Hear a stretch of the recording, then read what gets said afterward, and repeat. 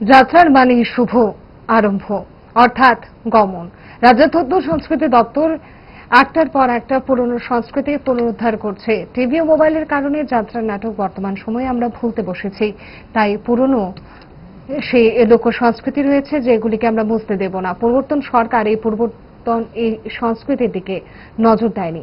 নাটক এবং যাত্রার মধ্যে বেঁচে থাকার রসদ রয়েছে।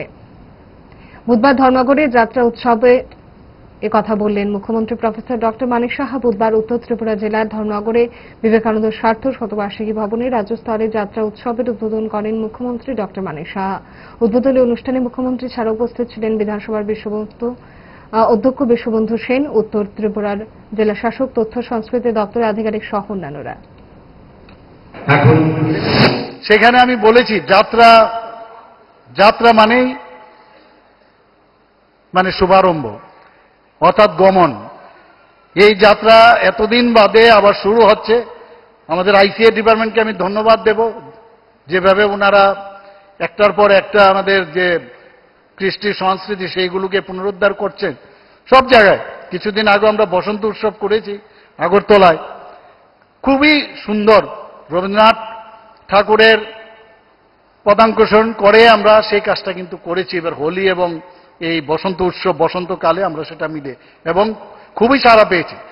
মানুষ আসলে বসে থাকে। আগে তো মানে বিনোদনের যে অবস্থা সেইগুলো তো এখন আস্তে আস্তে করে এই জগৎ থেকে আপনার এই টিভি শুরু হয়ে গেছে, মোবাইল শুরু হয়ে গেছে। তো এইসব কারণে কিন্তু আস্তে আস্তে করে আমাদের যাত্রা, নাটক, আমাদের যে পুতুল খেলার নাচ, আমরা এইসব সব ভুলতে বসেছি এখন।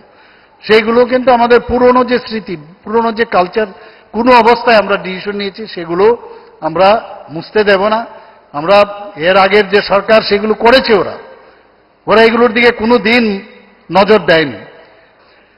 তো নাটক, যাত্রা আমার মনে হয় এগুলোর মধ্যে বেঁচে থাকার একটা আসল রসদ। জুড়ে থাকে বাঁধন আপনার চেয়েও আপন, জুড়ে থাকে বাঁধন আপনার চেয়েও আপন, আপনার চেয়েও আপন।